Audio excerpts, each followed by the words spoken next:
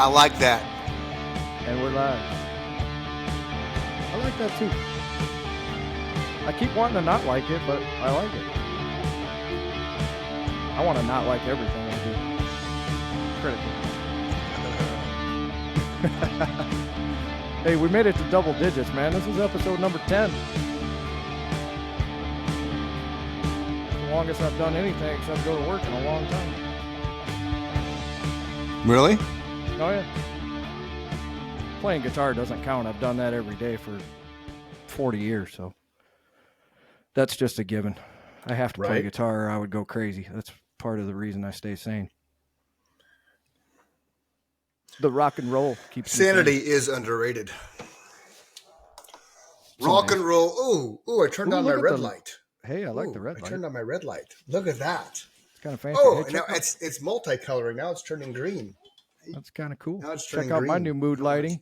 Now I turned it off. I have an addition to the studio back there. It's a official lava lamp. It's not a studio until you have a lava lamp, just so you know. Oh. Yeah. Okay. I don't have a lava lamp. I'll have to work on that. I got that's kind of 35% off at the Amazon.com. If they want to sponsor the podcast, that would be great. Yeah, pretty cool. We'd be fine with that. A little mood lighting. Help me write a couple new tunes. A little mood lighting. I'm blue. My mood lighting. Don't be blue. Don't be blue. Be happy, man. Don't be blue. Just the light's blue. It's, I can't do the red light district because that's not my nature. No, apparently Jake can't either. Blue lights. So no. So it is the new year. We haven't talked since last year or podcast. So how was Happy New Year to you as well, my friend. How was your New Year's Eve? It was awesome. Happy New Year to the listeners out there that are multiplying. I, for the first time, multiplying like rabbits. Well, not like rabbits. We hope like rabbits. That would be great. Well, we want them to multiply like rabbits, but yeah. Good. Yes. Right on. Nothing. I literally had a nice, relaxing night at home and watched movies, and that was it. Nice. What'd you watch? Every minute of it. I watched. Oh, what the hell is the name of that movie? Revenge of the Nerds? No, it was on Amazon Prime. That's all I know, to be honest with you. Ooh. Wow, sounds like a very captivating movie that held your attention and made a mark on your life indefinitely. It was actually funnier than hell, but I might have had a few, pre-game party favors before I watched that movie and laughed my ass off. Yeah. And okay. Yeah, I didn't have any plans. Was it a recent release on Amazon Prime? I don't know. I'll find it. Was it a recent Amazon release? Okay. I'll find it. You tell me what you did while I find it. We Nikki and I and George, her dad's in town, so we what did we do? We did stuff around, like we're building things. Like we had my buddy Jake Perkins came over and moved some dirt in the playground area we created for Little Man and Trip, my grandkids. Nice. Anthony's having his birthday party Saturday. His birthday was the 31st, so we're having his birthday party on the 6th. So we're, like today I was out, we were making a horseshoe pit for the grown-ups at the party because everything's on that side of the yard because we have an acre. So it's all on that side, the pasture side, to where the grown-ups can play horseshoe, where the kids either have the swing set, the Little Tykes climbing rock, the wooden fort, and the trampoline. Then we're getting a bouncy house. So they have these 4 little things they can engage in while the parents hang out in chairs or play horseshoes and, that kind of thing, which will be fun. So you're creating a backyard. So that's what I was doing today. Well, we're the nice thing is the way we're set up, we have the acre. So we have 209 feet frontage and the sides are 211, 212 and the back is 209. So the way we ended up setting up, when the first person that built this house in 96, they kind of put it on the northeastern side of the yard where I probably have a two car back to back length driveway. So that's the depth of my front yard. So Okay. it's kind of in the northeast quadrant of that acre, right? So then behind us we have the other like quarter acre, and then it goes behind the house. There's long. It's like we have a square. So right here's the house. This is the side of the backyard, and this is all acreage, and it's all Nice. grass. Over here we have a little paddock area with Nikki's got chickens in there now. That's where I put the tools. I have the lawn tractor. This part over here is just grass, and this part over here is just grass. But we took the edge of it and built it up on this corner so the irrigation doesn't hit it. So it's about this far up off the ground, and then it kind of dips in a little bit. So there's a little bit of a berm, and so the playground's all up in here. And then this is where the Nice. horseshoe pit is, just along that side of the pasture fence. I'll send you a picture at some point in time, and it'd be nice if I could get up there and do an aerial shot and just kind of go over it, go click. But it's not. You need possible. a drone, man. Drones are fun. So yeah, I know I have a drone, but I don't. I'm not good at it, man. I'm just not good at it. Nikki got me one a couple years ago. I'm just not good. Spend at 10 it. minutes It a day. sucks, Next thing you know, you'll be great. Yeah. Just like learning an instrument. That's all you really need is like 15 minutes. Literally 15 minutes or a half hour a day. In 6 months, you'll be amazed at your improvement. Huh, I got a guy. Okay. I got a guy that's actually I've been learning Spanish on Duolingo. How you doing with it? 5 minutes a day. Hola, me llamo Cristobal. ¿Dónde está el aeropuerto? ¿Dónde está el baño? ¿Dónde está la chica? ¿Dónde está burrito? Mucho gusto. I think I picked up bathroom. Comida el pollo. Burrito. Yeah, bathroom. Yeah. And there's more to it, but you got a guy what playing guitar 15 minutes a day? Well, he wants to start taking lessons, and that's what I told him. I said, but the listeners don't know. I gave lessons for a long time when I lived in Arizona to supplement my income. Mm-hmm. I had quite a few students, so I am an accomplished guitar teacher, and it literally, if you would put a half hour into it a day, he was amazed that it was that little amount of time. You don't have to be a freak like I was and spend 8 or 10 hours a day and become obsessed, and your mom gets worried about you and makes you go play outside and stuff like that. That's where I was. I was obsessed. Right. I was gotcha. just waiting to grow up so I could keep playing guitar 10 hours a day. Yeah. Right on. Yeah. That's good. So just, and YouTube now, right? You can go on YouTube and type in, guitar chords, and like we had a problem with our washing machine years ago. So I just went on YouTube and typed in what problem we were having, and Jake and I took the washing machine apart, fixed it, now, albeit we had, when we were all said and done, we had 3 leftover screws. That happens sometimes, but it still worked. No problem. That worked. Those three screws weren't really needed, obviously, because it didn't break and it functioned properly. So bringing that point right back around to music, Eddie Van Halen said it best years ago. Mm-hmm. Rules were made to be broken, and really there are no rules. If it sounds good, it is good. So if you got 3 screws left over when you're done and the thing works, it works. That's all that's important, right? At the end of the day, it just needs to work. I used to get knocked down, drag out arguments with that 100%. With other musicians that would say something was wrong. Like, it's not wrong.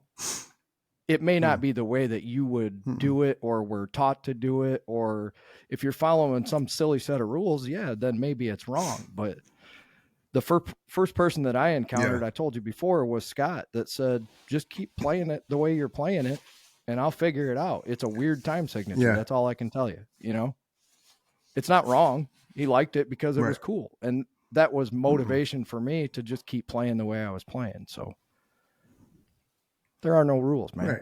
Right. And back on that too. The other cool thing about when we were in our Nemesis heyday, like you guys never told me how to sing, but I never told you how to play guitar, never told Rick how to play bass, never told Scott how to drum. We just knew what we could do as individuals, which I think was a lot of the reason why we didn't have that internal struggle and strife, because we never put each other down. You know what I mean? It's like I may not have No, liked how you would come to table with riffs, and I'd be like, well, if this is the verse and this is the chorus, and in your head it was the other way around, but with my lyrics sure. and the way I was structuring a melody, it worked the way I was hearing it. So it wasn't a fuck you. That's not how I wrote it. It was, oh, okay, well, let's try it that way. And then that just enabled us to kind of have a free form when it came to writing and structuring our songs, because nobody was like, it's gotta be like this. There No, was and no the 4/4 boring timing. There was, yeah, I'll tell you the funny thing about that is I never really thought about it in that context because you would think that would be something that we sat down and talked about from the get-go, like we're not going to bring emotion into this. We're going to just write for the song. right, It just happened organically, man. We never talked about it. That's just the way it happened. yeah, Our mm-mm. personalities just blended No, I perfectly. don't think, yeah, yep, I don't think It we was ever had a it's no conversation different. about how to write a song. It was, We didn't. uh, It never happened. None of that shit ever happened. It's no mm-mm, different than Jake finding the mm-mm. podcast on his own organically. It just happened. That cracked me up. Right, See, when you told me the right, story, I yeah, was like, yeah, and I spot, thought that when you told me he listened to it, I just assumed that you guys talked and he knew we did the podcast. And it was an yeah, accident that I had uh-uh. asked him the question about how he liked it. And I said, oh, well, did you find it through your dad? And he's like, no, I just was on Spotify one day and it Mm, popped up the Chris and Mike yeah. show. And I don't remember why he said he watched it, but he's like, all of a sudden, there's my dad. I thought that was crazy. I Yeah, thought the whole yeah, thing was yeah. pre-planned, It's like you that. told him we were doing it. I may have. I don't know. I don't. Because when he's in Japan, it's such a limited time that we'll converse. And 99% of the time, to be honest with you, he'll FaceTime Nikki, and I'm not around, or I'm around, but he's it's the mother son relationship. You know what I mean? I don't No, I get it. love my son to death. I miss him when he's gone, but it's that thing that I'm not jonesing to talk to him every single day because I didn't carry him for 9 months. You know what I mean? I don't have that kind of connection because I'm not the mother. And I think only Right. mothers have that connection with their kids. Dads are a significant part of their lives and their upbringing and their character building, and life lessons and things like that. But he didn't come out of me, so I don't have, even with Sky, just I don't have that mother daughter, mother son relationship.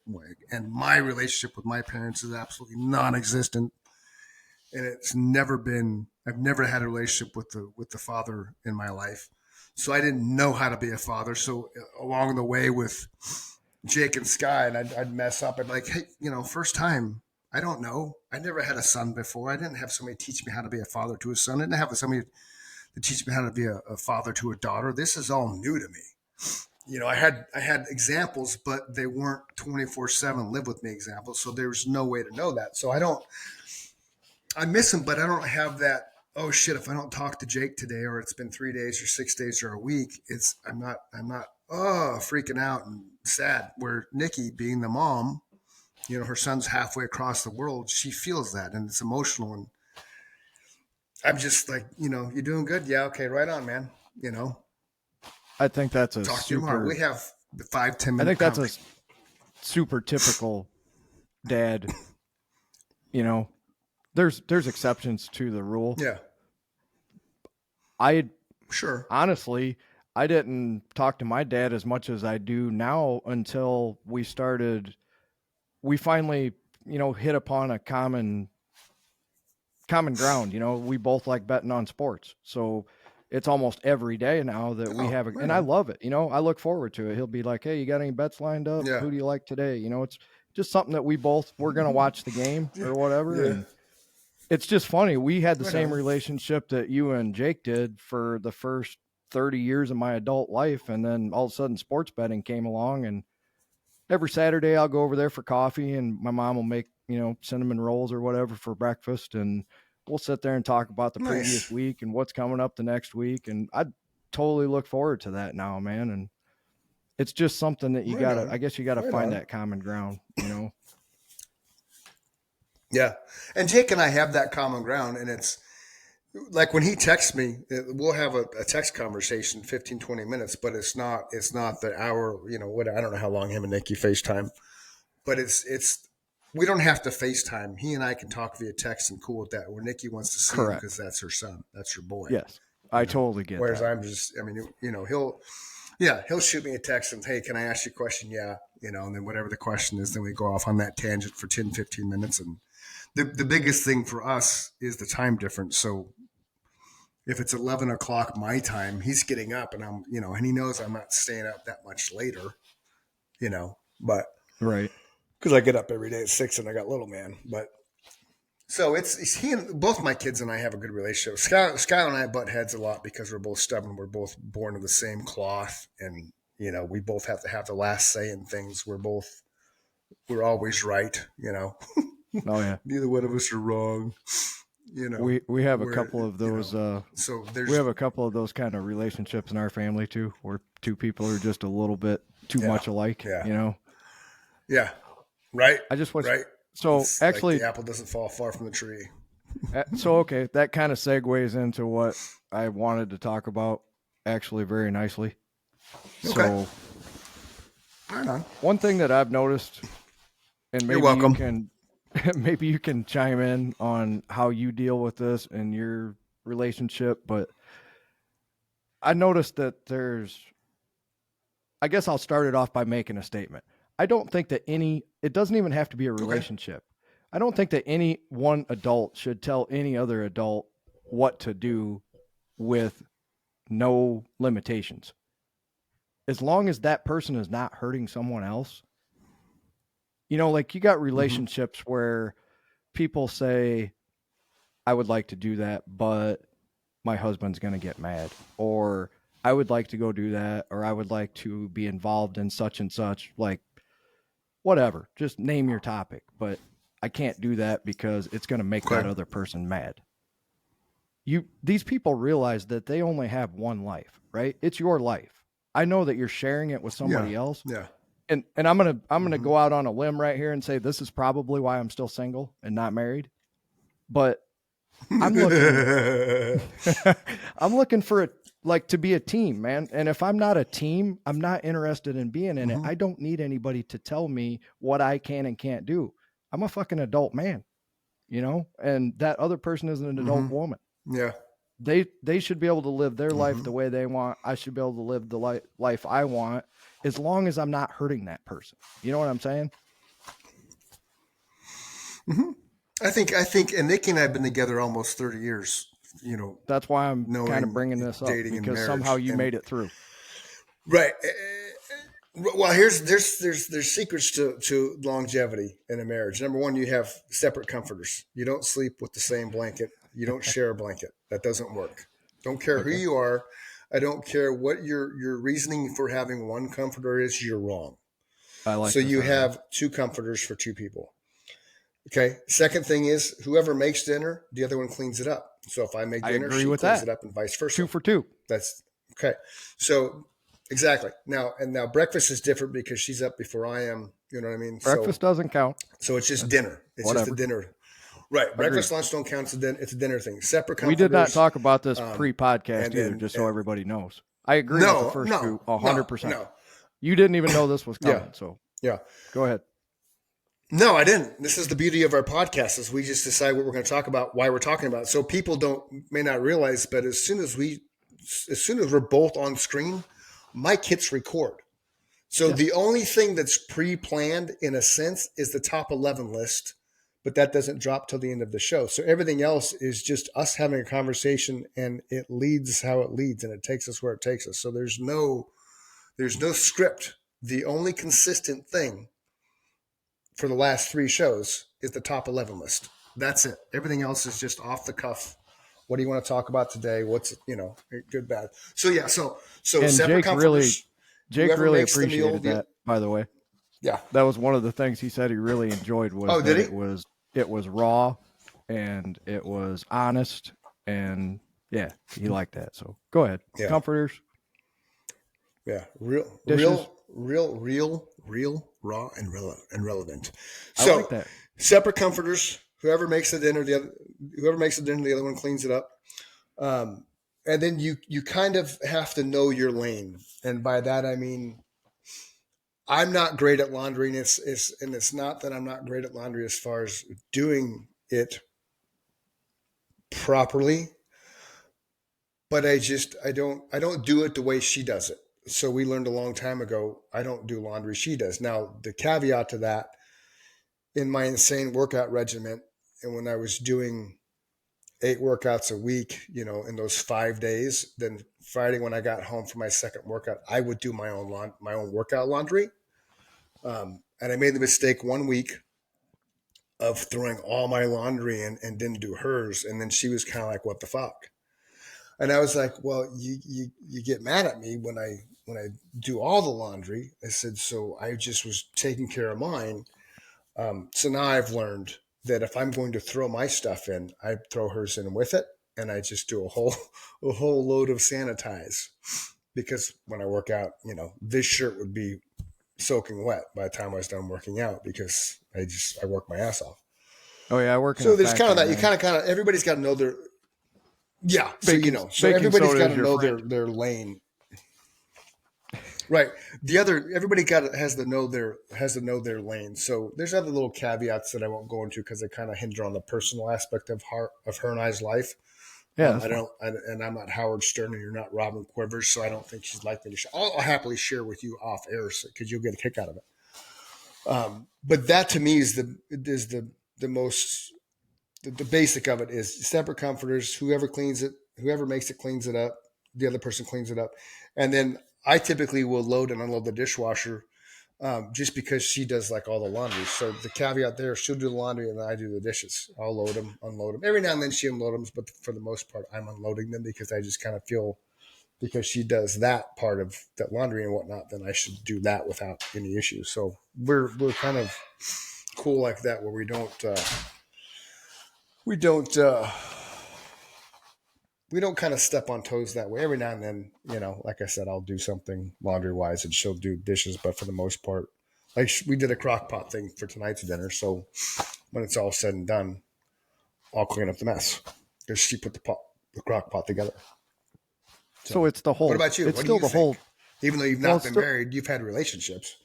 it's still the whole team concept. Correct. Correct. And there's We're a nothing team. and going back to your point before, right. And anything that I would do, I mean, yes, I can live my life and yes, she can live her life, but we obviously know any dramatic thing, like if we decided, next Tuesday, oh, Chris, come to Pontiac and let's record an album, you'll be here for a month. I'm just not going to go up to her and say, hey, I'm going to Pontiac to go to Mike's house to record an album for a month. I'll see you back in March. She'd be like, oh, hell, you're not. Because that's disrupting the life. That's disrupting the routine we have. Now, if it's something like, hey, on spring break, I'm going to go to Illinois, blah, blah, blah. You know what I mean? We talk about it and decide, okay, is that, So that's exactly what I'm getting to. Why? So what I'm hearing from, and this is not just one couple. This is not just one relationship. This is partly relationships I've had. I mean, this is a amalgamation of a bunch of different things that, you know better than anybody. I'm a student of human nature. I have a lot of time on my hands because I am single. Mm-hmm. So I like to study people and how they live. Right. And the one thing that I look for would be, let's say we're out in public and we have a disagreement, right? I would like some kind of unwritten rule that we debate about it when we get home, but in the face of the public, we're a team. We're a solid unit. No matter if that person did something completely wrong other than kill somebody, I got your back. But if I disagree with you, we're going to talk about it like adults. Like you and I agree to disagree on a million things. Mm-hmm. It doesn't come to the point where we're not going to talk to each other for 5 days or 5 weeks or 5 years because I'm pissed off because you have a different viewpoint than me. You know what I'm saying? That's what I'm getting to is I do. Like, I do. Here, I wrote it down and I can't remember without reading it right off here. It was very poignant. It was all like a whole stream of consciousness just came to me, like you write lyrics. So I look at it like I went through the darkest period of my life on my own, right? Just like you went through the darkest period of your life on your own. At the end of the day, you and I had to save ourselves. A lot of people prayed for us, helped us, rooted for us, whatever. But at the end of the day, we survived a very dark place that a lot of people don't even understand how hard that is to pull yourself out of it. So first off, I'm coming to it from that perspective. And I would inform any future Mrs. Michaels of this fact. You know, here's where I've been, here's where I'm at. I don't need a lot of help in the psychological department. I got that under control, you know? So what I'm thinking is these people are not realizing that their spouse is literally policing their life. And make no mistake, that's exactly what you're doing. You're allowing that person to dictate what makes them happy. I'm going to repeat that. You are living your life to make them happy.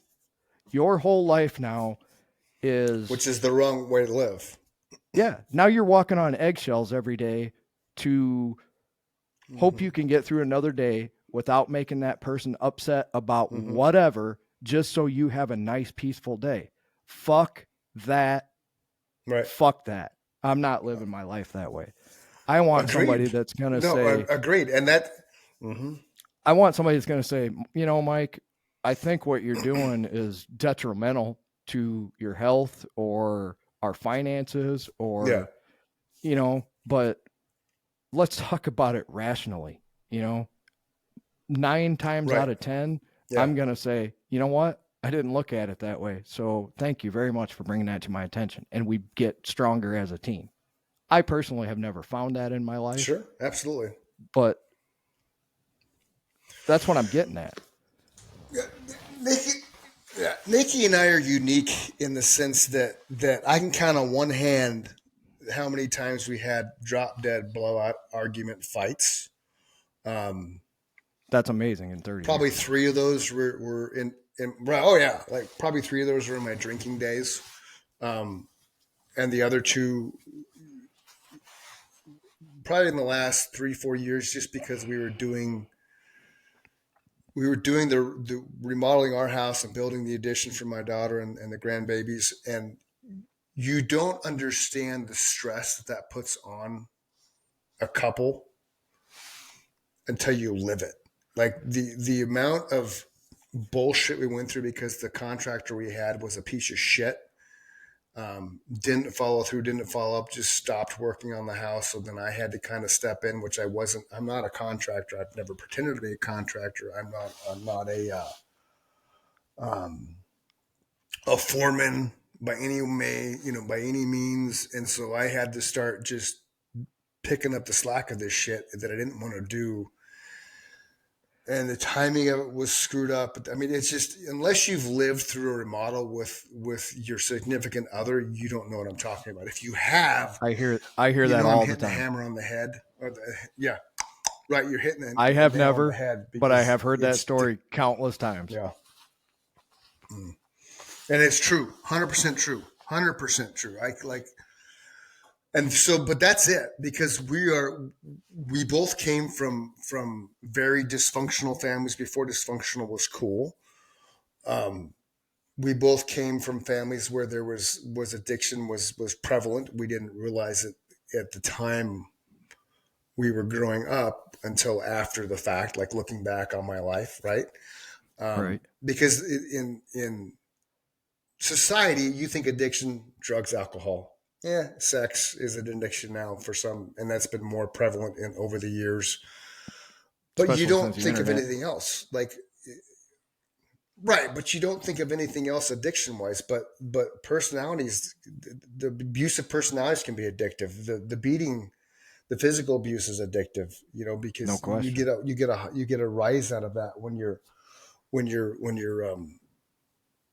you're smacking somebody around, like, you know what I mean? You get, and then you have the flip side of the coin to where those that are involved in the abusive people taking the abuse and domestic violent things, those are addictions. Those are, you're trapped. Because I watched her, the mother, get her ass beat by this dude named Doc, who's now on death row. But he used to beat the shit out of her, like, just pile driving WWF Monday Night Wrestling, just raw, dumping her over the back of the couch and shit. Holy shit, man. But you don't, when you're a kid, oh yeah, yeah. When you're a kid, but you don't really realize what you're seeing because it's so go fast. It's like a movie. And then So how old are you at as I this grew point? up with that person, it was when we lived in Phoenix, so anywhere between 3 and 7. So So probably you I'd probably say became 5, 6 because I can remember it. you became old enough to understand what was happening at some point if you did it till you were Mm-hmm. if they did it till you were Right, 7. right. So right, and then so watching her take that abuse, that was her third husband. She ended up having 5. Um, but then as when we moved to Tempe, and then she started taking her aggressions out on myself and my brother. Um, that's learned behavior. Like when you're abused as a child, it's not uncommon for the abused child to grow up to be the abuser. It's more common I'm than the it's exception not. to that rule because I was a right, exactly. You I are the was exception. abused on all different levels. Totally. I mean, granted, I dealt with a little bit with the alcohol abuse, and but I was able to reel that in before it caused any real significant damage. Correct. Um, my brother wasn't so lucky. It took him years to kind of navigate through that, and he's finally clean. And I talk to him briefly every now and then, and talk to him the last couple of weeks, and he's completely clean and sober, and he's happy. He's in a great place. He's 2 years older than me, so that's 40 years struggle with him, probably in and out of whatever. Um, so not everybody's as lucky as I am as far as being able to kind of come through that unscathed for the most part. Music obviously helped immensely. The Oh yeah. writing of the songs helped immensely. Some of the stuff that we wrote in Nemesis was directly tied to how um, my childhood was. The band right before us, and Illusion Dog, I had a lot more darkness in writing there, which I think was good because I got that out before I joined Nemesis. Um, because Nemesis lyrically wasn't so dark. There was darkness to it, but it wasn't. It was more storytelling. I looked at it as the stuff I wrote with you than it was, you know, like there was a song I wrote Never Again in Illusion Dog that was dark. There was a song I wrote Mother, which has nothing to do with Danzig's mother. It was the story about how when I was 8, she kicked me out for lying during a monsoon storm because the garbage flew in the backyard and was rolling towards the pool, and she baited me because she knew I took it out, and she asked me about it, and I was like, I didn't do it, because I'm 8 years old, scared to death because lightning, thunder, buckets of rain being dropped, and long story short, she's kicking me out of the house, 8 years old, in a monsoon downpour because I was scared of her, you know. Um, 8-year-old kids lie. They don't lie to cover shit up. I don't think. I think it was a lie because I know I'm going to get my ass beat if I tell the truth. And so either way, I'm going Exactly. to lose. Exactly. In Um, your situations, but that is why you were lying. that right, right, In my right, exactly. Because situation, the so first band here's ever was not to interrupt you, but here's the Go 180 ahead. of what you No, just you're good. You're described good.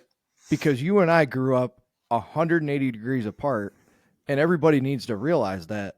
I Mm-hmm. grew up with 2 parents Yeah. who wanted children, wanted to have a family, just like you're doing right now. Mm-hmm. I grew up with the family that you created. My Right. mom and dad wanted to have every one of us They were happy to have us around. They were sad when we left. They loved us the best they could. They taught us about life the best they could. And in your situation, I lied only because I knew I was going to get in trouble. I wasn't afraid that I was going to like be injured or beaten, you know, to where I was going to show marks. Yeah. My dad swatted me exactly one time in my entire life. And my dad is 6'4". At the time, he was probably 235. He's a big dude. And you know how not of a big dude I am. So he swatted me on the ass one time for talking back to my mom or whatever when I was about, I don't know, 8, 10. That's all it took. I was like, okay, I'm never going to push him to that point again because I'm not stupid, you know? Yeah. So to hear your story, just so people understand, my story is I grew up as close to, you know, what you would consider a normal family in America, I guess. I don't know what you define as like a nuclear family. We were not abused. They called it a nuclear family back in the day. Sure. Right. Bottom line is I was and not I could and I can take on any level. Yeah, and I could take being, you know, ass beat for, you know, I don't know, doing something that needed to be disciplined. I'm not against disciplining your children. I'm not against spanking the butts. I mean, spanked both my kids. Oh, I've smacked little man in the butt in his small existence of 4 years, but it was an extreme reason. It wasn't because he knocked over a sippy cup. No, it was. I don't remember what he did, but he needed his butt to be spanked because he was being a little terror, and it was the same reason. I don't think he's done it again. I mean, right. It was the same reason that my dad swatted my ass, because it was an extreme circumstance where I said something to my mother or whatever that was needed to be addressed immediately, you know, and he got his point across because he never had to do it again. I'm not stupid. You know, I'm like, okay, that's his limit. Let's not push him to that point again. You know, I think the children have a little bit of responsibility in learning how to be a respectful young person too, you know? And the one thing, talking about being a father, the one thing that I will give my dad credit for is I was probably 15, 16, you know, enough independence to be raising a little hell to start with. So I'm sitting down to dinner one night and here comes my brother trucking down the hall. He's like 8 years younger than me. So he would have been about 6 or 7, you know, and he's like, look what I found in Mike's book bag, cigarettes. And of course, you know, my mom went ballistic and she sicked my dad on me, and my dad says, okay, you know, let's go in the bedroom and we're going to close the door and we're going to have a private conversation. You know, that was the other thing. They didn't punish us in front of the whole family. You know, they did things privately, which looking back on it was pretty cool. Yeah. Unless we pushed them to the point where they had to lose their mind. And you know how that goes being a parent. So anyway, he sits down and he says, now at the time, my dad quit smoking in 1995. Congratulations, because I haven't done it yet. So once again, congratulations. But back then he smoked about 2 packs of Marlboros a day. Good. Yeah. And loved every minute of it. He quit because he almost died. So anyway, long story short, he said, you know, your mom doesn't want you to smoke, but I smoke every day. So far be it for me to be a hypocrite. If you're going to continue to smoke, for Christ's sake, don't get caught again, Mike. Okay. That was the first time that I really was old enough to have a lot of respect for how cool he was to have handled it that way. Yeah. Another time I came home drunk, puking all over the place. And of course, my excuse is I got into some bad food, you know. I'm trying to sell that. And when you're 16, 17, you're too stupid to realize what you look like when you're drunk and everyone knows you're drunk. I thought I was going to be slick, you know, and tell the story about how I got into some food poisoning. And my mom, once again, sicked my dad on me, thinking that he's going to just lay into me. And now in front of her, he says, yeah. He says, I had a couple nights where I got into some bad food like that myself, Mike. He says, best thing you can do is go sleep it off. That was the end of it. To look at my mom's face that night, she could have killed him. Oh, I bet. Oh, she was just like, what? That's Yeah. it? You're not going to, no. He said, yeah, I had a couple of nights where I got into some bad food myself. Best thing you can do is go sleep it off. So that's the kind of environment I grew up in, man.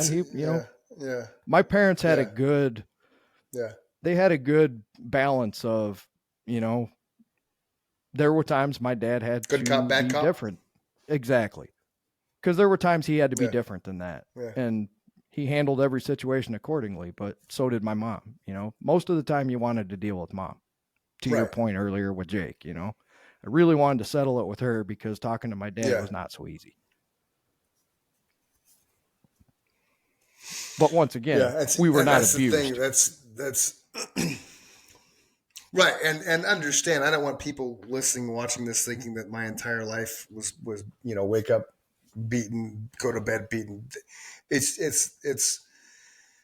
had enough, it occurred enough times for as long as I can remember, kind of it started around 8 years old until I was old enough to not take it anymore, which is probably 11, 12.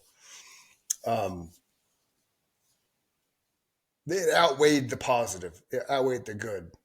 You know what I mean? Because you take that darkness over that period of time, and it's not your entire life, but it's enough that it overshadows whatever positive things. Because on the other flip side of the coin is a single mom raising two boys on her own. We were from Illinois. They moved to Arizona because supposedly I was going to die. My asthma was so bad. You got 3 months to live. It's Colorado, Arizona, because those are the best two environments for an asthmatic. They were tired of the cold, so we went to Arizona. Yep. And I learned when going back when my grandmother passed, my brother and I connected at the airport in Illinois, and then rented a car, and then kind of drove the whole backwoods of Illinois, Springfield to Avenue, Galesburg area near the Quad Cities, to give you a point of reference. Okay. That's when it came out that he always held it against me because I took him away from his home. I was fucking 3 years old, man. I had no choice in anything. He was 5. So he has a better recollection of being completely removed from all he knew and transferred, thousands of miles away to the desert. Again, not my fault. I didn't say, let's go do this. But there was bitterness there from him, legitimately so, which I when he told me that, I'm like, holy shit, I could see that, So even though it wasn't an intentional, like, you're a dick for making us move, there was still that underlying anger that he carried with him our entire life growing up. And still, to that point, this is 23. So that was back in 14, 15-ish. No, maybe after that, 16, 17. I don't remember when she passed, but he carried it for a long time and then finally shared that. And I was just like, wow, my bad. Didn't do it on purpose. But how would you have known at that age? He remembers when right. And he remembers when my parents divorced and he was sitting in my grandmother's picture window waiting for David to show up. And he never showed up. So that had to be traumatic on him because that happened around the same time.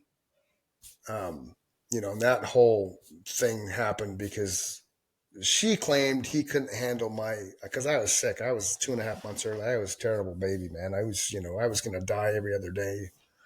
You and I have that in for common. 3 months after being born. I didn't come home. Yeah. So I'm not going to go down all that bullshit stuff, but it is what it is. And I guess the moral to this conversation is your upbringing helped mold you into who you are. My upbringing helped mold me into who I am. Probably one of the main reasons I got into abusing alcohol was because I was burying shit, even though I thought I had an outlet, purging it with music or whatnot. It purged a lot of it, but not enough of it, right? It kind of pulled a lot of the demons out, but they still kind of lingered. The ones that were a little bit deeper and darker, the abuse and whatnot, that takes a while to kind of represent itself as you go on in life. And it's Well, not how you're brought up, it's what you do with it. So, you know, I also think that what people underestimate being a musician and being in a band, as much as you are busy, there's also an immense amount of downtime no matter how you try to work your life. mm-hmm.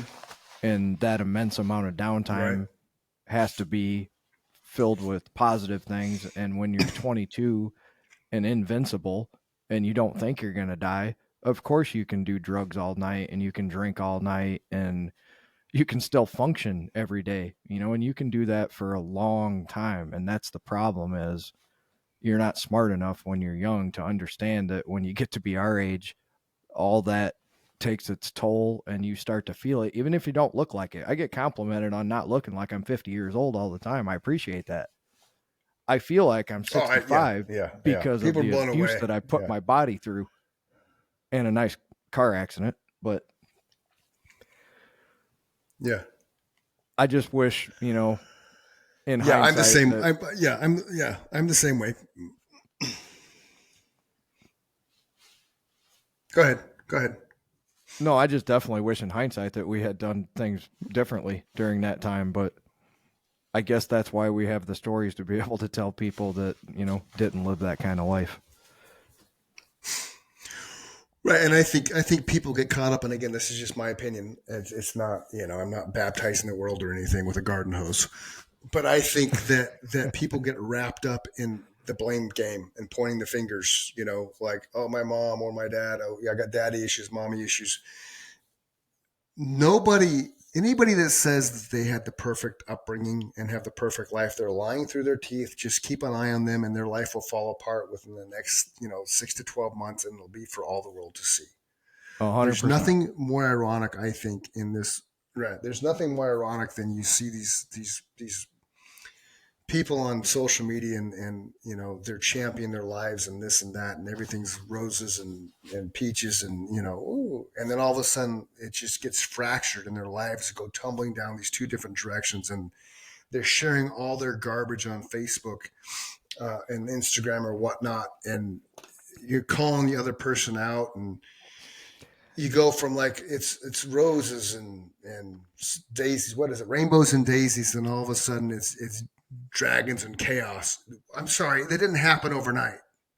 Oh, I It love just those didn't. people. You were I masking and fucking love hiding. those people. Yeah, I right. love them. You're right, because you're hiding, you're hiding behind, you're hiding your chaos from the world because you think it's going to make your life better. It's not.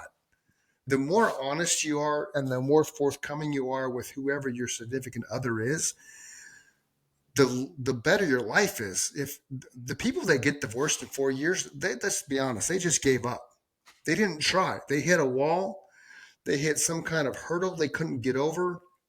And instead of working together to get over that hurdle, they decided to go around it and divorce each other and get on with their lives.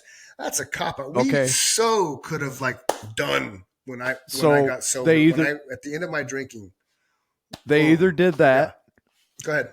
I agree with that. Mm-hmm. Or, the other Okay. reason that happens is people put on a fake persona for the whole time they're dating somebody. And then as soon as they marry them, the real person Yep. comes out, and it's like, okay, now Yep. that's what scares me Right. right there, is now here's what I am as a real person. I fucking faked it all this time. Yeah. And you know me better than anyone. The one thing I Yeah. am is an open book. I'm probably Mm-hmm. too honest, but I don't know any Yeah. other way to be. I'm Yeah. not going to, I don't have time to sugarcoat I don't things, either. especially anymore. Yeah. I'm getting older. But even as a No. young guy, No. we Yeah. just talk to each other like fucking human beings. Let's talk. We can disagree. We don't have, it's unrealistic Uh-huh. to agree on everything. I'm not looking, I think people misconstrue what I'm saying when I have this conversation with them. And that's part of the reason I wanted to bring it up. I'm not looking for a utopia. No, none. I know that you're going to have struggles, but it's how we deal with those struggles that is important to me, that we do it civilized and like adults and human beings, and Right. that we don't try and police each other's life. And I don't think that's too much to ask for. You're living proof. My parents are living proof. No. They haven't had a perfect ride either, but almost 50 years later, love carried them through, I guess. At the end of the Right. day, it was Right. worth it to them to figure it out Mm-hmm. rationally. Mm-hmm. In the end, I know emotions happen Yep. sometimes, but the people that I'm talking about, Mm-hmm. it's almost like a constant struggle to Mm-hmm. stay together. You'll have one nice Right. conversation with them. Oh, we went and had dinner, or we took a ride, or we went wherever. And then the next 9 conversations in a row are, oh, that fuckhead. I just wish he wasn't around. And, everything's Right. negative again. Right. Then there's one And that's positive right. conversation. Right. So, and that, Dude, to mm-hmm. your point on Mm-hmm. Facebook earlier, I literally have a friend on my Facebook, and this is no Mm-hmm. shit, that has broken up and gotten together with the Okay. same fucking person at least 15 times, and I'm being conservative. Wow. Wow. What are you Wow. thinking at that point? I gotta know. Uh-huh. What? Yeah. Yeah. Who's gonna change? Yeah. Because yeah. That's the thing. That's the thing. It's if you're getting married to someone that you think you can change them once you're married, you can't. It's a lost cause. You can't. Like Nikki and I don't want to change each other. We know who we are. We've we came from where we came from, and that was one of the things that worked because it was completely disheveled lifestyles, or not disheveled, but dysfunctional lifestyles that we came from, and we were just opposite enough. Like our first date, I flat out told her, "I want to be a rock star. I want to be a musician. This is what I plan to do with my life. This is what it's acting, it's music, it's this." Like straight up, our first date. Like she knew from within 10 minutes to get into my truck and walking around Salt River Bottom, because that was our first date. Went to Salt River and just talked for an hour and a half, 2 hours, whatever it was. But that was part of that conversation. So there was no surprise when I ended up finding you at Candlebox Show, and we came together as a band and we're doing what we were doing. That wasn't a shock to her. Now she may not have liked it. She may not like that lifestyle. She may not have liked the fact that gone as much as I was with rehearsals and shows, but she still understood that was who I was. That was what I wanted. It wasn't. I don't want to be an astronaut. I don't want to be a lawyer. I wanted to be a rock star. I wanted to bring music to the masses and share what I have always been considered as a gift of my writing and passions, and that, like your guitar playing, it's a gift. You were given that gift, and so she We're knew it supposed to wasn't a use it. surprise. So when these people get married, right? So when people get married and think they're going to change that other person, oh, it'll be fine once they get married. I'll change it. Old school, perfect example. Frank the Tank, man. Frank the Tank. She wanted him to change once they got married. Well, Frank the Tank didn't change, man. You can't, That's who he exactly. was. He was a party animal. He enjoyed life. Right. You can't expect somebody to change like that because you're married. It doesn't work. And the marriages that fail are because people don't want to put in the work. Your parents put in the work. Nikki and I put in the work. Rick and Ann Rodardi, people I've known since '76, they put in the work. It's the Raby's mother, Duke and Kathy Raby, another family in my neighborhood. They put in the work. That's when my mom and dad got married too, It's worth 1976. it right. Yeah, it's worth it at the end of the day because you're sharing your life with somebody. I couldn't imagine if Nikki and I weren't married now. I couldn't imagine it. It just, you know, it's part of you. It's part of your soul. That's why I think a lot of people that are married 50, 60 years, and then their 80s, 70s, 80s, and 90s, and one goes, it's within 2 weeks, man, the other one goes because it's part of them. It's part of their makeup, part of their DNA. It's It just is, and who they are, and you've evolved. it's cool that you bring that up because I noticed, and I guess because I'm getting older, I noticed at Christmas time that Mm-hmm. that ebb and flow of my mom and dad in their own home Yeah. is it Oh, would be sure. so it Mm-hmm. would be so weird if one of them wasn't there. Like my mom was sitting down in one living room with my sister and Mm-hmm. my sister-in-law, and they were having their conversations, and my nephew and my dad and I were sitting in the other living room watching the football game, and we were having our conversations. But if I wanted to get up and go talk to my mom, she was Yeah. right there. It just, that kind of stuff, like you Yeah. said, they make that home together, but they work their ass off, and Right. that's the thing that people they don't see. that every day they committed to not giving up, you know? Right.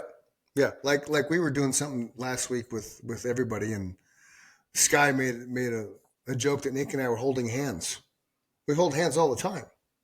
Like Yeah, that's legitimately, awesome. we like each other. Not only do we love each other, but we like each other. So, we've done things over the years where we had 51st dates in a year. So That's awesome. that year we decided we're doing 51st dates. So something that we've never done before as a couple, we did, counting from 1 to the 50th date.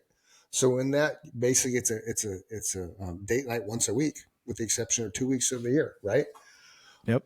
But that's shit that you do just because that's what's it's one of the that's what I guess that would be the other thing that you do to maintain longevity is you have date nights. Now they're not scheduled like they were that year, but we still go out, we still do things. It's more spontaneous. For the most part, until I broke my foot, we were going out country dancing every Saturday night at this place in Mesa called Graham, or what is it, Denim and Diamonds, because she loves to dance. Okay, I have and who knew, we're fucking great at dancing, man. But that goes back to the fact that That's we've been awesome. together so long. We have a very healthy relationship on a whole, and it's just something we both enjoy doing. We both enjoy running. We both, I would, if I had my way, we doing half marathons for the rest of our lives, and she's kind of tired of that. So I still want to get to a full marathon, and to complete it because she's done too. But at some point in time, we'll probably stop doing half marathons and drop down to 10Ks, just because she doesn't want to run that length of time. Where I still want to challenge myself and get down to an hour and 45 minutes for a half. My best is an hour and 48. And I want to do that before we stop the whole half marathon thing. But it's just, so it's one of those things, you got to baby step it. To that point, I would say that kind of describes, I guess, that's almost a definition of what I would look for in the definition of an ideal relationship, is that you are making her a priority and she is making you a priority. That's what I feel like is missing from these conversations with these people, that everything is negative. You are not making your significant other. Right. I couldn't even say it. Significant is the word, people. You're not making your significant other a priority. You are dissing them. Nope. And I know I can't wrap my head around how that is helpful, constructive, positive in any way. I just don't understand. Yeah. I wouldn't want to be in that situation. I don't either.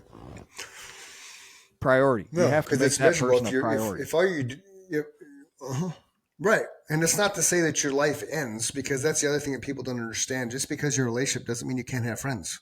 No, it should begin. It doesn't mean you can't go hang out with your best friend from high school. Right. Correct. I still hang out with Todd. I've known Todd since 84. I still hang out with Tony from time to time. I've known his entire family since 76.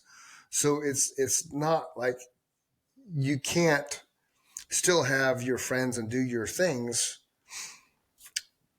but there has to be, you can't do anything that jeopardizes either one of you's trust and understanding of who you are as individuals. And as long as you have that foundation, you're successful. You just have to be willing to work through the struggles, because you're going to struggle regardless. There's always going to be struggle.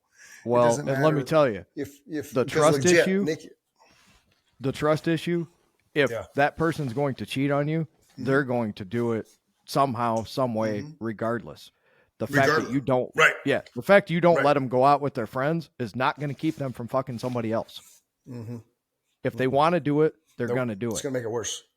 And that's the thing that I don't understand either, is if you want to go out and screw the whole world, why are you married to somebody? Why are you talking to other women? See, and here's when Sugar Ray. You got life by the balls. Right.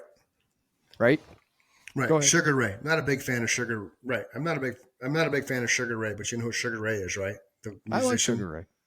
Not all their stuff, but I'll agree with you. Okay, but he had a thing.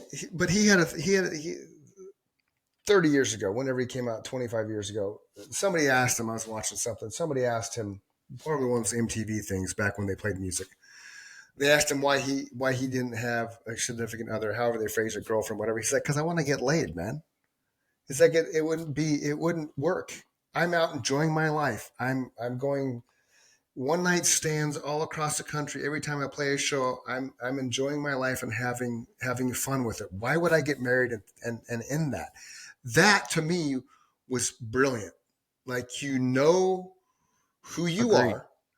You know that you're at the precipice of the world is at your feet, because at the time they were on fire. Sugar Ray was the thing.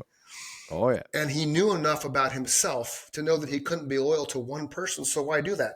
Bon Jovi, same thing, man. He married his high school sweetheart. What people don't realize, he married his high school sweetheart about 15, 20 years after Bon Jovi made it, because his high school sweetheart saw what he wanted, and she's like, fuck that. I'm not going to be involved in this shit, because there's no way that you're going to stay loyal to this relationship. Kudos to her, kudos to him. Because then what did he do? He went out and did all the supermodels. Cindy Crawford is the only one I remember, but just all kinds of like chicks that were the chick at the time, top 10 models, actresses, whatever. He went out and did his thing. I'm John Bon Jovi, the rock star, and I'm nailing all these beautiful women. I'm doing all, but at the end of the day, it wasn't enough to sustain his happiness. So what did he do? He went back to his high school sweetheart and made the commitment to her. And now what, 3-4 kids later, they're all, adults and things like that. And they're having the time of their life. So, it's a wonderful thing. I have to go right now, which is ironic because somebody's dumping dirt in my yard. Well, so I have to cut this thing short. We will let them dump some dirt in your yard. So let's do our top 11 things while on winter break real quick. And we can do that. I gotta ask, is it okay? So I so feel bad to end this because this is such a great conversation, but it is what it is. So it is what it is, ladies and gentlemen. The top 11 things to do while on it. Okay. Right. Life happens. That's the beautiful thing about doing this, like unscripted. Life happened right on this podcast. We do it. So right on the spot. So the top 11 things to do while on winter break. Mike, take off with. No, I start. Number 11. Eat holiday foods. Number 10. Huh? You're even. You're number 10. Yeah. I'm number 10. Work out so you work off the holiday food. Go ahead. Number 9. Number 9. Use your grandmother's fruit cake as added insulation. Number 8. Listen to rock and roll Christmas music. Oh yeah. Yes. Number 7, go see Trans-Siberian Orchestra in concert. If you haven't done that, you must do that. They're fantastic. Yes. It's absolutely amazing. He's not kidding. Do yourself a favor. Number 6, go holiday shopping. Ugh. On Amazon, I hope. Right. Yeah, don't go out in the public. That's insane. Number 5, attend an ugly sweater party. It's a rite of passage. If no one you know has an ugly sweater party, then you host one next year. You'll thank me. Okay. Number 4, attend a New Year's Eve party. Those are always fun. Yeah. Even if you didn't this year, like neither one of us did, still, at some point in time in your life, you should do that. Yes. Number 3, don't drink and drive. That's a must. A must things to do while on holiday break is don't drink and drive. Number 2, eat some tasty donuts. Right, because, everybody can have a donut every now and then. And the number 1 thing to do while on winter break, ding, your significant other. Yeah. So, one thing before you go. And with that, I have to go. Yes. Okay, yes. We're going to let Chris go, and I'm going to do some housekeeping. You do some housekeeping. I'm going to go. Okay. Later, brother. Okay. Good luck with your dirt. Later, brother. Okay, so a shout out to Sunshine for showing me how to increase our Facebook page following. So I'm going to ask all you guys to do me a favor and go to the Chris and Mike show on Facebook, and right next to where the message button is, there's 3 little dots. Click on that button and it'll pull up another page, and you go down to like number 4 and it'll say invite your friends. If you can go to the top of that page when you click it, you can invite all your friends to like our page, and that will definitely help drive the traffic to it, and that will make all of us a lot happier because it'll be a better page, it'll be a bigger community, and we'll all have fun. So thank you, Sunshine, for showing me how to do that and for inviting all your friends and getting people involved in our Facebook page. It's been growing exponentially over the last, I don't know, 12 hours since we started this process. So once again, thank you. And obviously we had to let Chris go because he's doing a massive home improvement project in his backyard. He's basically re-landscaping one whole side of his backyard. So we'll forgive him. He's been busy this week, and he's got family in town, and I don't have any of that stuff going on. So I got Bob Ross the bobblehead in the back and a new lava lamp, and yeah, that's about the improvements. We're going to have a new studio table in here in the foreseeable future, so things will probably look different. It should look better. Going to do some upgrades on the equipment. But anyway, that's all information that you guys probably don't need. Really, I just want to thank you for your subscription, hitting the follow button, Facebook page. Just appreciate everybody that's given us positive feedback, and got a lot of positive feedback on Jake's podcast. It was a blast to do. He's an amazing human being, and I'm happy to now call him my friend. So until next week, I hope everybody stays safe, be kind to one another. There's no reason to not be. Just if you don't like somebody, don't talk to them. There's no reason to be mean to people. So be nice. I didn't used to be nice. I didn't have any friends. I became nice, and I got a lot of friends. So I guess there's something to it. Anyway, until next week, peace.